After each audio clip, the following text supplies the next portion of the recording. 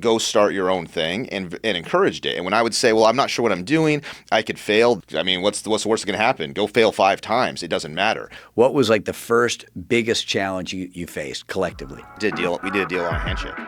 Welcome to Inside the Hive with Kyle and Brandon. Join us as we explore business, real estate, current events, and personal growth. We dive into the latest trends, offer valuable insight, and share stories. Thanks for tuning in. Sit back, relax, and enjoy the show. How did you guys first connect in business? How did you guys first connect? Good question. This was back, I think we might have just graduated college, or I was probably still in school at the time. This is like Great Recession right before. So I don't know. We all had jobs, but we were literally not meeting. Good ones. Yeah, we didn't have a good job. We're just talking about. We were literally meeting at one of our mutual buddies' houses at his mother's kitchen table, literally coming up with ideas. So every week someone would bring a business idea. Oh, let's start a restaurant, or let's do this. When is this? How long was this? 2007 probably. Okay, got it. Yeah, Might I have been think 2000. Yeah, 2007, 2008. 2008. Like, it's like recession time now. Like when you didn't know the recession was happening. Like looking back on it, everybody's like 2008, but we were just like, must be a bad quarter or something. Like, that was one of those. But it was right around then. Yeah. Yeah, because it was like I had jobs lined up and they all just went to the wayside. So it was like, well, got to figure something out, and I was literally started doing something with somebody else where we were out knocking on doors just trying to make $1, putting attic insulation in people's houses and stuff. But I had known like, hey, I like this entrepreneurial thing. Like I saw some guys doing this on the residential side. They were making tons of money, had this freedom, working hard, but they were making it.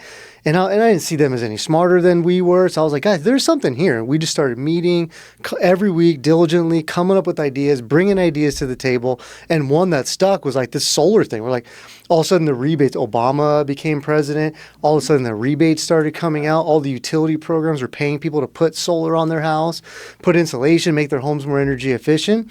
And we just like, let's try and ride that wave. We still didn't know what that looked like. Kyle and I were unemployed. The rest of them had jobs. So we would go to like these SCORE small business meetings and, listen to the guy speak in the middle of an afternoon on a Wednesday or something and just get ideas from it. And for people who don't know SCORE, what is SCORE? What is that? It's like the Small Business Association, like SBA puts it on, but it's what does it stand for? I know it was retired executives somehow. Retired it definitely CEOs. was guys like that, yeah. Okay. Yeah, it was like an old retired guy who actually gave me a tidbit that I use to this day. Yeah, it was like and it's free to entrepreneurs, right? It's free totally to business owners. Yeah, Okay. you go. They put on an event, and it's like a learning event. You go, and I remember one of the things he said was like, as an entrepreneur, you'll have ideas in the middle of the night. And what do you do with that? And he's like, I keep a notepad by my bed, and I just wake up, I write them down so they're out of my head, and then I move on. And it's like to this day, I still kind of like, if it's not there, at least I'm like, okay, I got to write that down as soon as I wake up because I don't want to forget about that. But that was a takeaway from our first school. I remember his business card takeaway, man, was when we showed him our business card. He's like, well, I've seen uglier, but I would do that. And I was like, are you kidding me? And it was like, because it was a dark card with white print. It was black. It was with black with white. Yeah. He's like, I'm older. I can't even read this. What are you guys doing? A white card print, like keep it simple. And I was like, yes, sir. Thank you for that. That's great. Like, it's great. Got a retired, like 60-year-old business guy was just like, this is bullshit. So you guys are going to SCORE meetings, and then when's the light bulb come on? So the light bulb comes on for solar. At one of the SCORE meetings or just at the round table? We were already on that path. So we started to go to other like industry events like that. Like there was solar meetups or whatever the heck these things were at the time. We were just started finding it. Like, hey, let's go explore this some more. It was like, should we be a distributor? Should we be an installer? We had no idea, but we were like, let's just start going to all these meetings and figure out what the market says. And someone invited me to even like a trade show one time and wanted me to sell his water heaters or something. I don't know. We just kept pressing on that industry, and eventually it just kind of like exposed itself. It was like the path of least resistance, and it was residential, working on people's homes, basically. So I'm curious on one thing is like, so this was like a mastermind. Are you familiar with like Napoleon Hill's Think and Grow Rich? Yeah. Okay. Yeah. Was this an intentional mastermind? You guys had decided, hey, we're going to figure this out. We're going to get together on a regular basis and talk about ideas that we can try to build on. You know what? I never thought about it like that, but that actually is what it is. It was a group of people getting together, and we were going to start a business. It was that what you mentioned earlier, the entrepreneur. Like we were like going to start. We didn't care. Didn't matter. Didn't matter. We were going to start a restaurant. No one's ever worked in one even, but we're like, we're doing something, guys. Like something's coming out of this meeting. That's great. I don't know what. Yeah, that's what it was. Yeah. So at the round table, the idea of solar comes up. Yes, yeah. It was at that time in Arizona. Arizona in the summer gets 120 degrees, so it's so ridiculously hot. Air conditioning is just pumping, and people's utility bills go from $50 a month to $450, $500. So there's this big demand where you see it advertised everywhere. But it started being advertised when the government rebates started happening. So they started promoting it, but there wasn't enough companies to install it or do anything with it. So you were already kind of putting in some attic fans and things like that for a different company, and you had the idea like, man, we should just do this ourselves. Yeah, let's just like do this right. I was doing it on a shoestring budget with one buddy. Knock on the door, you go in and you put it in yourself, and hey, see you tomorrow, man. We're going to be driving up our truck and coming. But I was like, we could do this right where we could start marketing it. Our buddy was like a website type of guy. He was doing all the Google paid ads for the car dealership. So he knew how to get the phone to ring. And that was like kind of like, how could we kind of blow this up? I think there's a market here. There's people doing it. There's actually a couple big companies that are actually getting some business out of this, more than one a week or something. Why don't we try and press on that? And that's when we started to come together with that, and everyone kind of had their role. That other partner of ours kept his day job, but was just marketing for us and created the website. So you got a lot of, those are expensive. This is kind of when Google was just kind of coming out and all the paid ads, like no one really knew everything about that, and it was front lines on that stuff. So it sounds like you guys had traction pretty quickly with that. With that thing, I would say a lot because of him, he got the phone to ring every single day. Yeah. I mean, we started doing Google AdWords. He was watching it all day, doing the SEO. He just knew all that stuff. He's like, I'll get the phone to ring. Yeah. And sure enough, we're booking 3 or 4 appointments a day. We had to hire like some outside sales guy. He's running 4 appointments, closing 50% of them per day. Like, yeah, we were off to the races all of a sudden within 6 to 12 months probably. And our friend's name was Paxton, by the way, so shout out to Paxton. We'd be remiss not to mention Paxton today. Yeah, he's still doing this at a high level, though, nowadays, living out of L.A., and he works for, like, giant companies and doing CRM systems, and he's a stud with this stuff. So yeah, definitely. So within 6 months, 12 months, you're making money and you're off and running. You're profitable. Yeah, pretty quickly. Wow. Yeah. There was cash flow. There's issues because the rebates took forever to come, and there's all this red tape you got to jump through. But we were making money. We had jobs every day, built a staff up to 20, 30 people quickly. Wasn't our long-term hopes of what to be doing in life, but all of a sudden you just created this like residential contracting company out of thin air, which was kind of wild, but it... with no construction experience? With no construction experience. Who needs it? We're going to cut a hole in this guy's roof, Yeah, you're good. You ever done this before? I don't know. I watched a video this morning.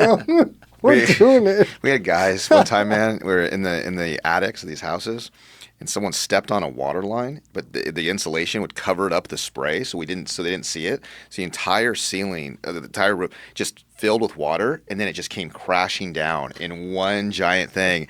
And it was like it was a nightmare, man. They wanted to sue us. We had the homeowners insurance that they had to tap into. It was the entire ceiling collapsed in this house, and that was like, yeah. Is that how you got out of that business?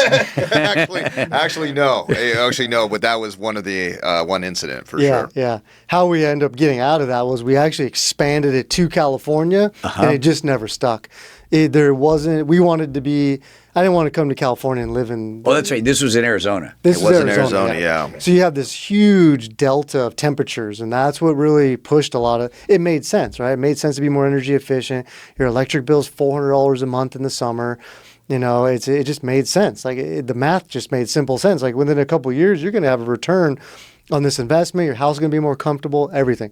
You would think California being like so green and everyone's into that, it would have been a great market. But people are like living on the coast. Like my electric bill's $40, man. Like this is never going to make sense for me unless they were just really bought into the whole green movement. I want to save the planet and all that. But the math never made sense here unless you were really far out in the desert. And even then in the summer, I mean, it's hot, but it's not Arizona hot, And so, yeah, that's ultimately, we moved it out here and it just never stuck. We had projects, we brought the same system over. It just never stuck like it should have, like we hoped. So what was the transition from solar to commercial real estate? So that was actually a friend of ours, Brandon's friend actually, that started working for a project management company that got a large contract with Chase Bank. And so he got they had a contract with Chase Bank. He was a project manager. He was in charge of assigning the contractors to these different remodels and renovations across the country. And he calls up, I'm telling the story right, he calls up Brandon and was like, hey man, you got a contractor's license, right? You want to start doing commercial remodels? Again, no experience. Brandon says yes. He says, let's go do it. Yes, I do. Yes, I do. I'm actually, we're good at that. Yeah. So we ended up over the... I got a referral. This one guy's house. We helped out. Yeah.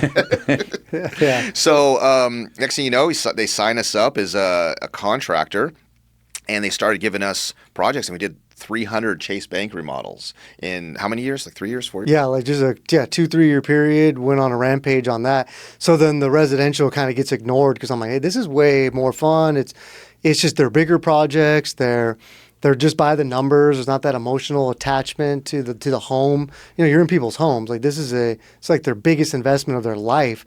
And so if you screw that up, like they're watching you everywhere you're going. The banks were just like, yeah, here's the keys, man. See you guys in the morning. Make sure they're cleaned up. So I'm sorry. I got a question for you. So there's a bunch of folks that if their buddy would have called and said, hey, you have a commercial or a contractor's license, they would have said, yes, but I don't have any experience with that. What do you think the mental leap is? What do you think the mental leap is that you have that maybe somebody else doesn't, where somebody else would say, no, I've never done that. Like, how do you have no fear? How do you lean into your strengths, or how do you figure that out and just make that easy decision? Yeah, and I'll figure it out. Where's that come from? I got this one, but you could take it if you want. But okay, yeah. I'll take this all the way back. We know each other from EO, right? And when you go into EO, you got like an initiation, and you sit in front of all these people, and they ask you different questions. And one of the questions they ask you is, as an entrepreneur, as a business owner, what is your skill? And I never heard the question before, and I'm sitting there in front of all these people, and I'm like, I don't really have any skill. All I do is hire the best people for the project and know how to manage them. And someone in the audience asked, was like, hey man, that's your skill. And I was like, oh, shit. And I guess all the way back then, 10, 12 years ago, that's what it was. It was like, don't worry, I'll figure it out. And we hired the best people to do the project. So the client's getting the best results still. We just knew how to manage it and do that. So we could put the best people in place and surround ourselves with the best people. That's why we're confident to do what we do. I love that. And it's funny. It sounds simple, but where do you think people fall down? Like there's going to be people that go, oh, I'll find the best people and I'll just delegate. So what do you think makes it? There's got to be there's a management skill there too, or why do you think some people fail? Because some people think entrepreneurship is just finding people and then leaving them alone and letting them figure it out, and then they fail. Yeah, that's not good either. You can't just there is a fine line between having to be that hands-on micromanager and then letting people have the freedom to make their own decisions. I think putting goals in place, KPIs in place, that we know where we're trying to get to, and then letting people figure it out on their own, but make sure people have the right skill sets to be in the right seats. You can't put someone that's never sat in front of a computer as a computer programmer or something like that. You got to have the right skills, but then you got to have that freedom to let them kind of run with it. And I think people maybe it could be intimidating not knowing what's going to happen around the corner, right? So if you're going to start something for the first time and they're intimidated, they don't want to take that leap, or I've never done it before, I don't want to do it, it's because it's the unknown. And everybody's afraid of what they don't know.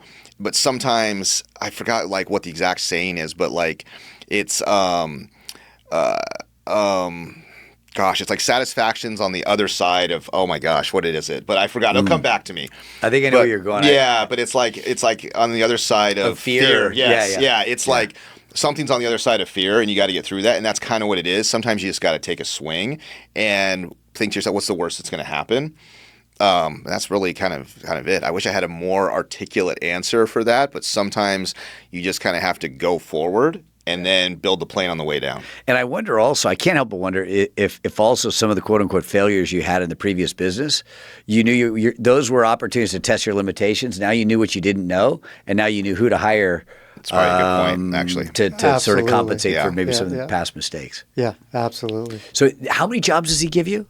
How many commercial Hundreds. remodels? I mean, 300s, all 300, 350 or so, all across the Western United States. So we're flying. Again, never managed a project out of state, but I would just get. It's like we could kind of see that vision of like, okay, he needs a bank remodeled. Okay. And I would just kind of like back into that equation, call a couple people locally there, maybe get some referrals.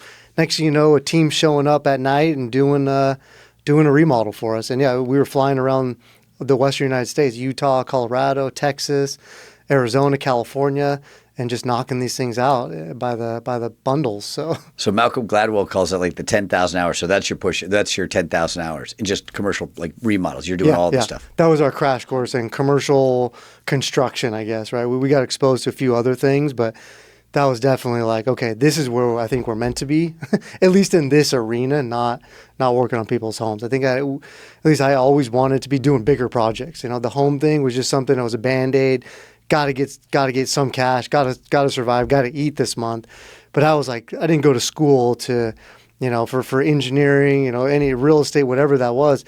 To be doing like small little projects like that. So I always wanted to do something bigger, and this was like a little bit of a stepping stone to get there. So question for both of you. So in terms of motivation, what was your motivation, you suppose, to like, obviously you had an entrepreneurial drive, you had this ambition, you're saying yes to different things, you're jumping into these things, but let's go either back or dig in a little bit more. What was the motivation, or what is the motivation for you that drove you to be an entrepreneur? Like what was it about your sort of genetic makeup, your background, that sort of gave you a predisposition to want to be an entrepreneur? What was your goal, internal goal? Yeah, you know, it's like I even say it was at first just like out of necessity. It's just like there was nothing else available. So I had seen other people be successful at it.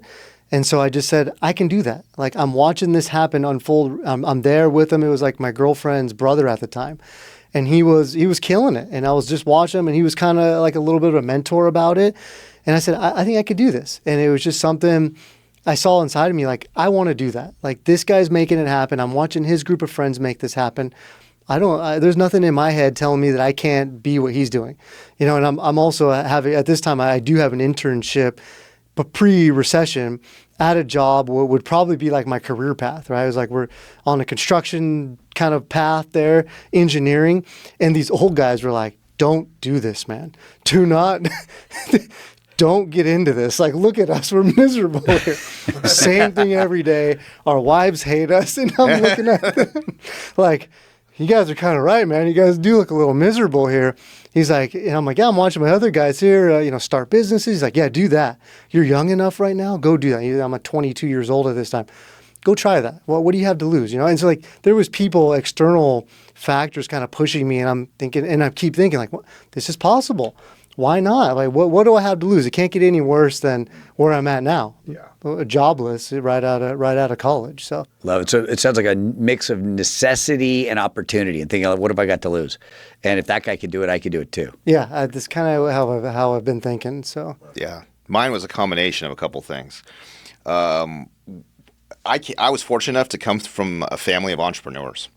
So when a lot of my friends were being told by their parents, go get a steady 9-to-5 job, my dad was like, what are you doing getting a 9-to-5 job? What's wrong with you? So I had the opposite of like, he wanted me to maybe get some experience, but he was like, told me from when I was really young, you're never going to make any real money or be happy if you're working for somebody else. Then I had like a stepmom that he was with for many years. They were together for like 15 years. She owned her own business as well. And it was one of the top women-owned businesses in Orange County. So I had these two people that both owned their own companies. Now, varying success, like my dad went up and down and things like that, but they were both saying that get some experience, but go start your own thing, and encouraged it. And when I would say, well, I'm not sure what I'm doing, I could fail, they were really like, go fail. I mean, what's the worst that's going to happen? Go fail 5 times. It doesn't matter. So I didn't realize that was rare. And I think that was like just that I was in this fortunate position now looking back that had parents that are pushing me to go start my own business. When everybody I talk to now, it's like the opposite. When they want to start a business, their parents are pulling them back, saying, no, do something stable, 9 to 5, savings, all that type of stuff. And I had the exact opposite of just 9 to 5 was almost, I wouldn't say looked down upon, but it wasn't like they always wanted to hear, what are you starting? What are you hustling? What are you trying to do? What are you trying to, and they taught me early on how to just, you don't need anything fancy. Just go do something to get someone to pay you for it and then start from there. And then also when I was getting out of college and doing new jobs, they didn't work out very well. So I kept starting new jobs and they didn't last more than a few months. So I knew, I'm like, man, this 9 to 5 thing may not be for me. I got to figure something else out.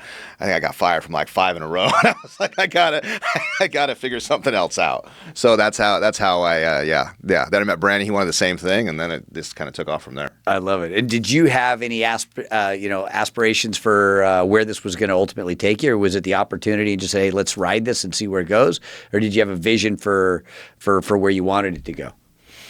I feel like that Chase Bank era gave me a vision for something in the future. But I didn't really even understand that probably till a little bit later, to where we were exposed actually through Kyle's father, who really, I would say, kind of mentored us through kind of like into the big leagues in a sense.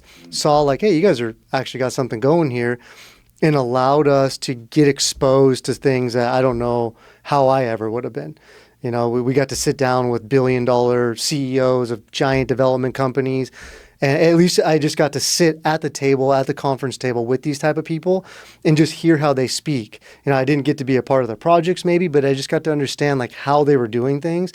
That's when I had kind of this is where I want to be. Like I need to be doing these type of projects with these type of guys, professional, old guys, but they had made it. I mean, these were publicly traded companies building Orange County, basically building all around the country. And that was my moment of like, this is my future. And a long road ahead probably. It's a high barrier of entry, but I like where this is going. And that was probably my 2015, 16 era or so. Yeah, he was good at giving advice for sure. Anything, Who's this, your dad? My dad. But he was like a good sounding board for advice. He was a general contractor. So that's it. Started off really small, general contractor, but around 2006 to 2007, he partnered with somebody and did a development. He knew he wanted to be a developer, but never quite got there until the very end of his career, and did one deal. And he just like, that's still to this day the deal he talks about that he loved to do. So we got to bounce all these ideas off him all the time, and it was good to get going, because when you're first starting, you need that sounding board. You need that kind of advice, kind of like just other people that have owned businesses at all, just to understand what you're trying to do. I've got a question I'm probably lingering on this one thing a little bit longer than I should, but I gotta ask, what's something, so you guys were both at the table with these billion-dollar CEOs. What's something you didn't expect as a takeaway? Like, what's something that you're sitting at these tables, you're getting all these good ideas. I could imagine there's all kinds of good advice, but is there anything unexpected that you took away from meeting with them or one guy in particular where you walked away and you went, holy fuck, I never would have imagined that. But there was some little nugget, some gem that was unexpected. It's a good question. I think there's one guy that comes to mind. He was like Michael Barker probably. He was like, the takeaway was that you're thinking these guys are really up on this soapbox and they've made it. But they were there to kind of mentor some of the younger generation too. Like they were there to answer your questions. We were, like deal sourcing at that time. Even like he allowed us to like present deals to him, and then he would poke holes in them and ask questions about them, and kind of mentor us through that. And I would have thought a guy of that caliber would not be open to that, right? They've kind of got it figured out. They got their systems down, but they were open arms about that. There's another one too. Like they were the CEO of like Rudolph Slutton, like $1 billion general contractor. He was the same. It was, here we're sitting with their executive board at this conference table, very open to like finding new opportunities to work together. Let's do a small one together. Let's build a relationship, guys. And I'm thinking, you guys are building high rises and massive medical campuses, and you're willing to take on, a little project that maybe I'm bringing in as a 28-year-old here, but but they were very open. I think they would answer my call. You know, they would answer the phone even if I called them. So that was a big takeaway, that people were that open to kind of mentoring the young. I feel like I owe that back to the community one day. So yeah, I think that if you're willing to go hustle and find them business, they'll open the door and sit down with you. That was the big thing. It was like if we were going to go out there and beat the bush and boots on the ground and go try to find business or go hustle and ask to sit in front of them, they would answer the phone and do it. So I think the asking and showing them you're bringing them some value, they'll sit down and listen to you. And there's something about like the older generation wanting to give advice to an up-and-coming generation. I think it's just must be something innate that it's just I've seen it, and now you and I are doing the same thing too. We have interns in here from UCI, and all I want to do is like teach them about all the things that we learned, and I think it's just like human nature or something like that. So even though a CEO of a huge company can be intimidating, they're still just people. And if you have some sort of value, ask for the meeting, and you can sit down with them typically. I mean, in our experience, I think we have almost every time. And if you have a good deal, now everybody wants to come talk to you. That's where it levels the playing field. When we do some of our developments, we have a good deal. We'll have billion-dollar debt funds. Everybody now wants to come down and pays attention to us. When we don't have a deal, they seem to be hard to reach for some reason, and that's where they understand like how hard it is to get good opportunities, and so they're open arms about it. But I'm curious, as you started to grow, what was your first biggest stumble or roadblock? You guys are crushing it on some of the early commercial stuff, these bank remodels. What was like the first biggest challenge you faced collectively or individually? We did a deal on a handshake, and that was the biggest. You two, or with another guy? Party? Okay. Brand and I had a relationship with a group that we had done other deals with, and we did a deal on a handshake and got just whacked. It was the biggest. At the time, biggest like little lesson learned to this day might be of all time, and cost us just hundreds of thousands of dollars. And that was we got like a lawsuit over it. Project was like halfway abandoned. It was just like a nightmare, and it was all because we just did it on a handshake and never got around to like the contract and this and that. Oh, he's a friend, we'll tighten that up later with the lawyers. And it went completely sideways, and we put some bad management in place to manage the project. It was in Long Beach at the time, and someone was inexperienced managing the project. It all just kind of crumbled, and we had just made the year before we made some good money, and it all kind of went out the window at the exact same time. So here we go, we make our biggest first pop, and then all of a sudden the next year we're like I wouldn't say cocky, but had that little like, dude, we made $1 million, man. We're good. We're looking good. And then we do this project on a handshake with a friend, and it went out the window. That was that's the biggest hurdle, biggest stumble. I remember that forever. That was a big one. Yeah. Still see some aftermath of that every once in a while. Yeah. So how do you rebound from that? How do you rebound? What was the rebound? So this thing turns to shit. Yeah. You had the relationship with the buddy. How does that all sort out? I mean, to this day, we still have a relationship with this person, and we still actually do business with them. But okay.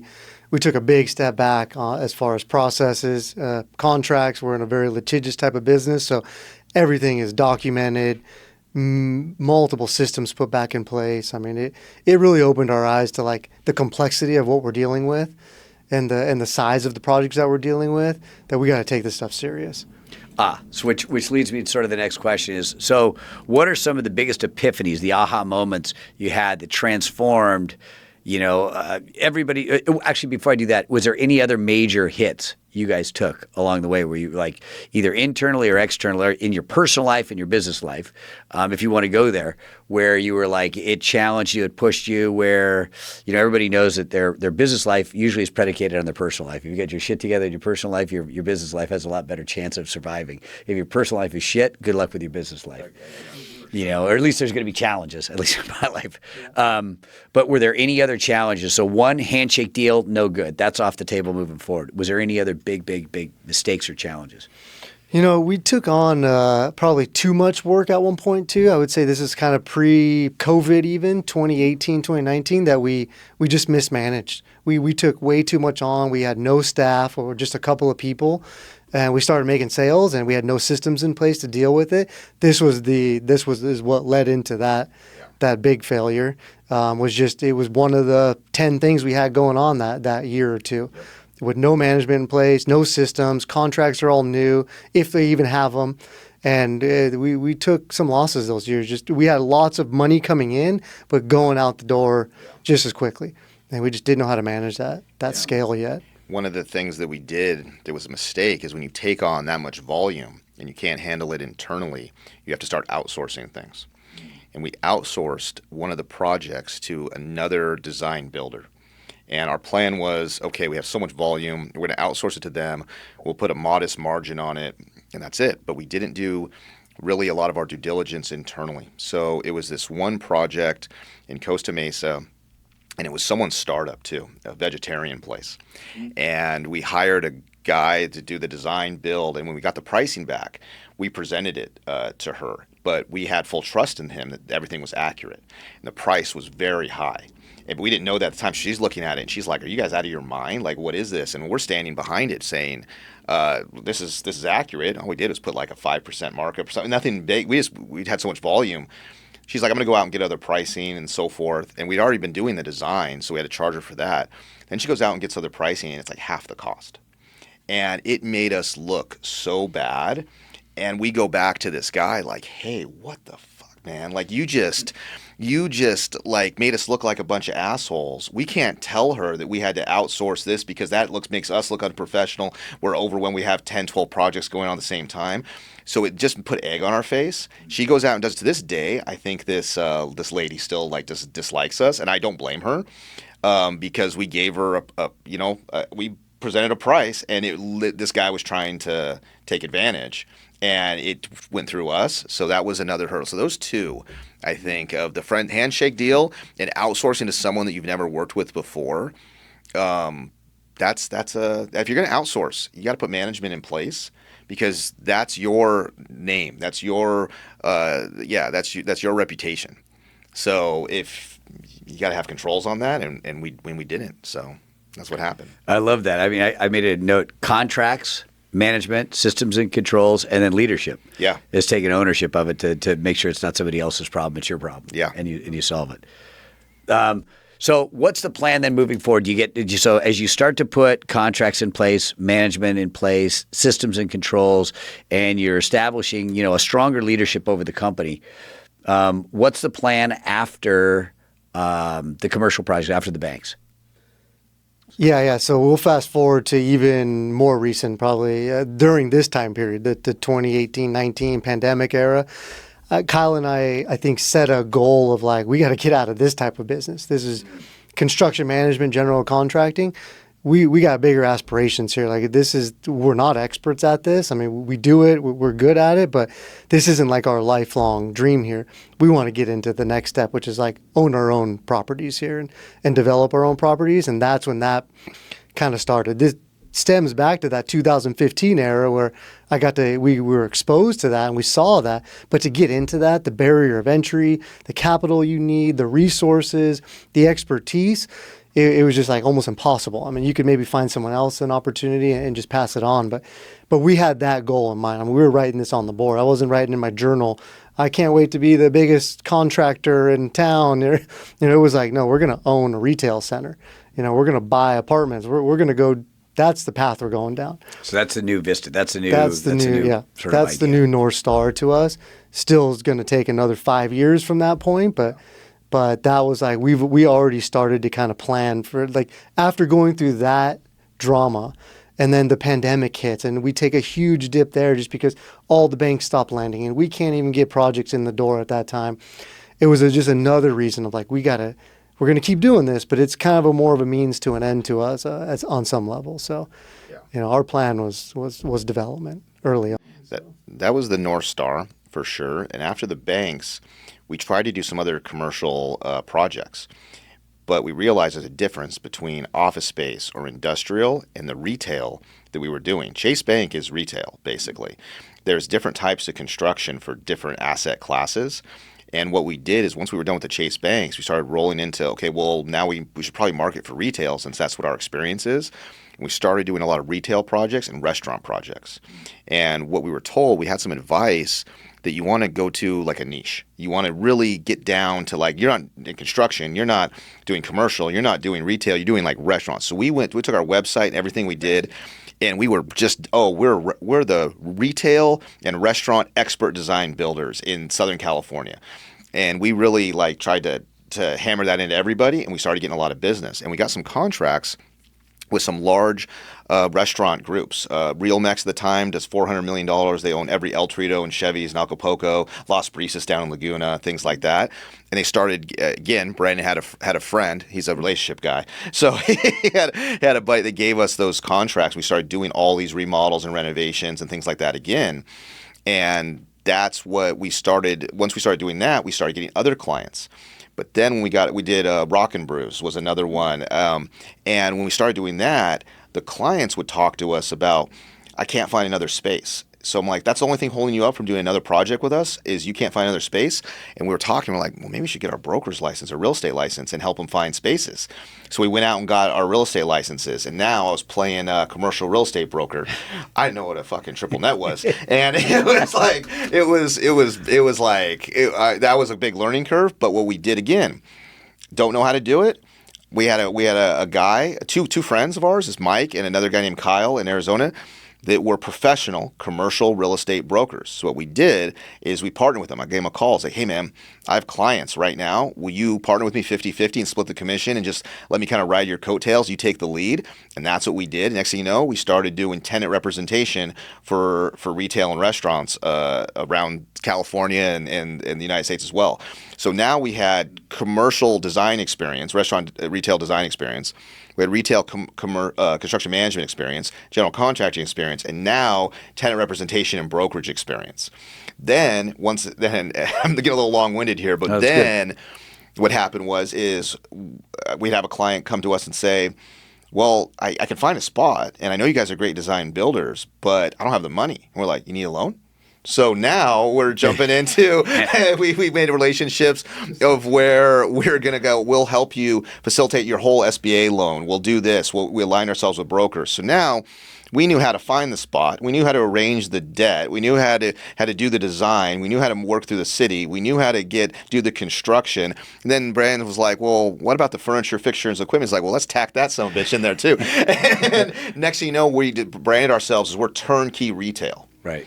So once we know turnkey retail... Now, forgive me, Kyle. Turnkey retail, still restaurant? Yeah, still restaurant any retail. We did European Wax Centers and University of Phoenix and some other things. It was just anything to do with in the retail genre. If you wanted a brick and mortar, you could come to us and we could find your location, get it funded, design it, build it, furniture, fixture, equipment, and get you open for business. But what that attracted, without us even having the intention of attracting this, is it attracted developers. So now developers were reaching out to us being like, hey, can you build out my spaces? I just bought a new building. I just bought this new strip center. I just bought this new shopping center. Can you help us with that? So for years, we got contracts. We got contracts in Koreatown in LA, a 100-year-old building doing the bottom reflow. We're doing 100,000 square foot, actually still to this day right now, in Yorupa Valley for a shopping center. We did a bunch in a row. And what we were doing was we were learning on other people's dimes, basically. We were a hired gun from developers to come in and run their entire projects. And what that allowed us to do is get a seat at the table to learn how they're doing these deals. So what happened recently, a couple years ago, was we were hired again for an owner of a retail center. And we walked in there and did the exact same thing, put a design together, a build, entitlement. We're going to get new tenants. We're going to do the whole thing for you. But what it came down to, what the cost was going to be, was too much for their budget. They're like, we can't do it. The center's in bad shape. We should sell it. And right then, for the first time, Brad and I are like, can we buy it from you? And that's how we did it. And we bought it from them. And did it yourself. Did it ourselves. That was our first development. And from then on, we've been doing them ever since. And that's it. And that was, it was a path, learning from other people, and then finally got the opportunity to do our own. And we had to raise $4.5 million to do it. We never raised money in our life, and we knocked it out. So that was it. But that's the story. I love that for so many reasons. One of them is narrowing a niche for most people, most business owners, is one of the hardest things to do. I've worked with thousands of businesses now in the last 20 years, and the number one thing I see that they struggle with is actually narrowing the niche. And their fear is if I narrow the niche too small, there's not going to be any money there. And then what you found is you narrowed the niche and then drove all the way through the mountain and then mined the entire mountain from beginning to end. Mining all the different. I love that. Yeah. That's, oh gosh, what's his name? There's a sales guy that talks about mining through the mountain. When you find a vein of gold, mine through the mountain. And that's exactly, I mean, that's a perfect example of where you just kept going vertically or whatever that is. That was tough too, Scott. I had trouble with that. Like I wanted to diversify, right? But it was hard for me to like really laser focus. It was what we needed to do. Is what you need. It's hard though. Yeah, I wanted to be doing other product types and other projects, and I just wanted because we had done them all in the past. So I'm like, yeah, we can do that. We're used to saying yes, but to really drill down and say this is what we're going to go do, it was difficult. Why do you think that's so difficult? I don't know. Shiny objects, man. Shiny objects. Shiny objects. Like all of a sudden, you got to put your blinders on and only focus in on it. You have to pass up work. People would come in and be like, oh yeah, can you do this? Like, sorry, no. It's not big enough, and it's out of our scope. I don't have the people that know how to do that right now. I've got to focus on this, and that's hard to do. Like, especially coming from I'm a yes man, or I got a guy. Like, well, we'll figure it out. And I learned about that in business school. I'm going to butcher this story, but it was like Sony when they were first getting going, got a contract to produce radios that was above their capabilities. It was too much volume, so I think a lot of companies would have taken the contract, but they actually turned it down, only signed a contract for what they were able to produce while they were still building their infrastructure. Then the next year took on a larger contract and became Sony. And it was because they turned down work. And apparently, when people look back at it, business historians, they look back at it and they say if they would have taken that contract, they didn't have the infrastructure, it would have bankrupted them. So I was like, I always thought, I'm like, the discipline that CEO must have had to turn down millions of dollars, thinking ahead. And it stuck with me ever since. And I think we have been very good at doing a similar thing of trying new things, like I mentioned earlier, but knowing our limitations of we only have a certain amount of staff. When we did go too much, when I mentioned earlier, and had to start outsourcing, it bit us. So, yeah. I'm curious. So and are you still, is that your focus right now? Still, like anything in that retail space from soup to nuts, from beginning to end? we do have a division that's doing that. Yeah, we still have work going on, but our focus is still retail, but retail development. Got it. Acquisition, redevelopment, value-add retail centers, but still in the retail space. So I mean, we basically, for a decade, learned all the pieces of that puzzle. It's a little more fun when you own your own deals instead of working for other people. So it's hard to go backwards, I feel like. That's really what it is. I think development is just what we were meant to do. Yeah. It was just a 13-year path to get there. Learning development has so many aspects to it, so many little facets that it took so long to get the experience to even be a developer that now that we're here, I don't think I could go backwards. I think it's just like this is the most fun, the most energy in the office. Everybody loves what we do, and I think we're going to continue on this path. But yeah, love it. Question for both of you guys. Two questions for both of you guys. What do you suppose, looking back, you could see Brandon, Kyle sitting at the table talking about solar. What was the biggest personal and business transformation you think you went through in the last 13 years to get to where you are today? You know, looking at Brandon and Kyle at that table, whatever that kitchen table was, talking about solar. We're going to do solar all the way to now. What is the single biggest transformation personally and professionally for either one of you? I think like goal setting, I think is something that I try to live by still. It was something even my grandfather had tried to instill in me. Before I would even get a Christmas present, he was like, let me see your goals for the year. And I'd have to write them down and present them to him. It didn't matter what it was. Like, I'm going to make the baseball team, or I'm going to make the football. I'm going to be a BMX this. It didn't matter what it was. But I think that Kyle and I still to this day, like we run that traction stuff and we set goals and we set out to achieve those goals. And looking back on this being 10 years in the making to where we got here, it was goals that we set to get there. And it just took a lot longer than we thought, twice as long, twice as much work, way more complicated than I could have ever imagined. But it was a lot of that goal setting. There's some stuff that looking back, we did that back in those days too. Like we had a goal at that table. We were going to do something and we ended up doing that. So love that. Yeah. How about you, Kyle? accountability is probably number one. I think that nowadays I understand the responsibility that you have as a business owner, and taking on a project, having investors, other people's money, things like that. There's a lot to be accountable for and be responsible for. And when we started 13 years ago, it wasn't that I wasn't, it was, but you can tell there's a difference. And the second is doing things the way that I want to do them and not trying to fit into a box of everybody else. So what I mean by that is I hear a lot about your day-to-day has to have a certain balance to it. It has certain things. I don't personally operate very well with this balance type of thing. In project management, there's an expression, it's a sprint. It's a type of project management where the whole team sprints with 100% energy, then they finish a task, and then they take a break, and they move on to something else.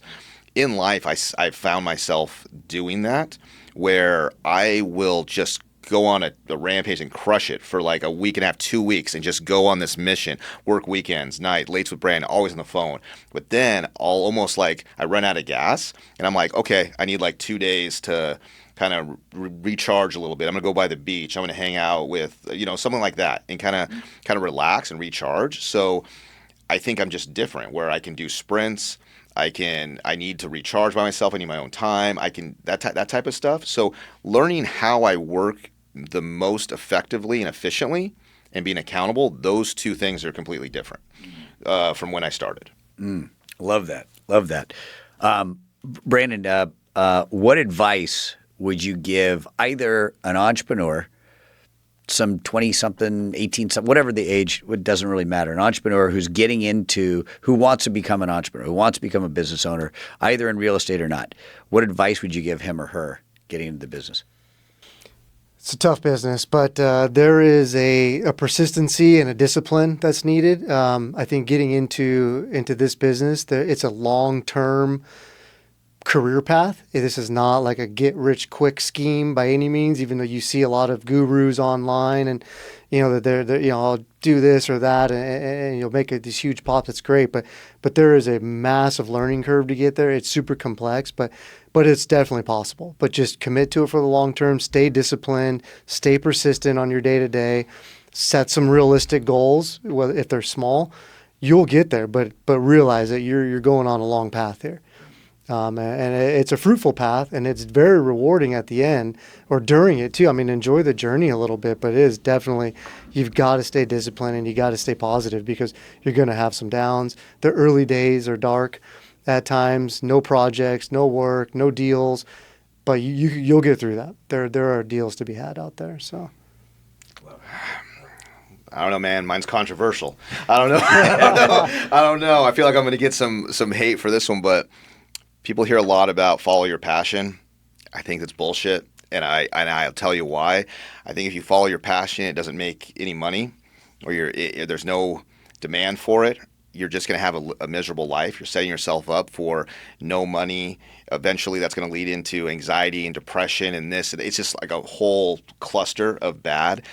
Do follow what you're good at. Follow your talents, and be honest with yourself of what your talent is or what you really want to do. Because if you're good at it, you'll end up a passion almost starts from what you're good at sometimes.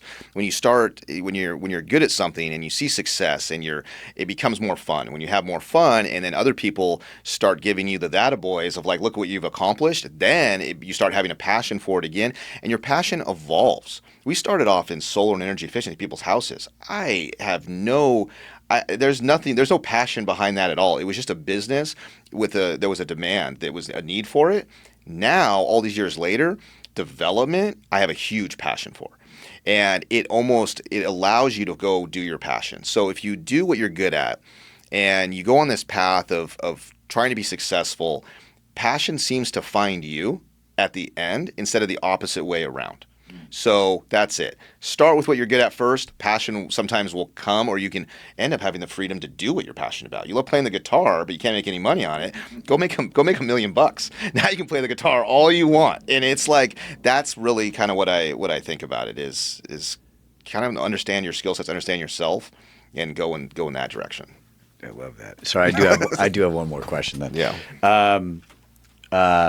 100 years from now, at Brandon's funeral, changing gears, right? Yeah. 100 years from now, it's your funeral. Somebody comes up, could be someone, whoever. What do they say? That would just make you so proud, like you did it. This was a life you wanted to live. What I hope they would say would that, hey, he was a good leader. He kind of allowed others to come along a path to fulfill their dreams. I think that would be a positive. If I allowed them, or I did something that allowed others to live what they want to do, to kind of help them through all that, coach them through that, lead them through something. Also, we career-wise, I mean, we live in we work in a physical world where we actually can leave a staple, in a community, and the communities that we serve and develop these properties in, to think that we can create future, we say this term, but like this nostalgic feel, but like, let's say in the future generations meet their future spouse at one of our properties that we've redeveloped, and they've met their new friends and new spouses and new relationships, and that we had a part in making that happen, and maybe it lasts for 20, 30 years. I think that I have fulfilled, my purpose here maybe, so. Awesome, man. Awesome. Same question, Kyle. I'd like someone to say, look what this guy created, look what he built, look at the impact that he left. Wow. That's it. Just that one simple sentence I'd be like, okay, I did it. What we do is redeveloping old, tired spaces all around Southern California. That, to Brandon's point earlier, was we're changing those so the entire community can enjoy them, and it leaves a lasting impact. But not just the physical impact. Look at all the jobs we created and people that we've employed.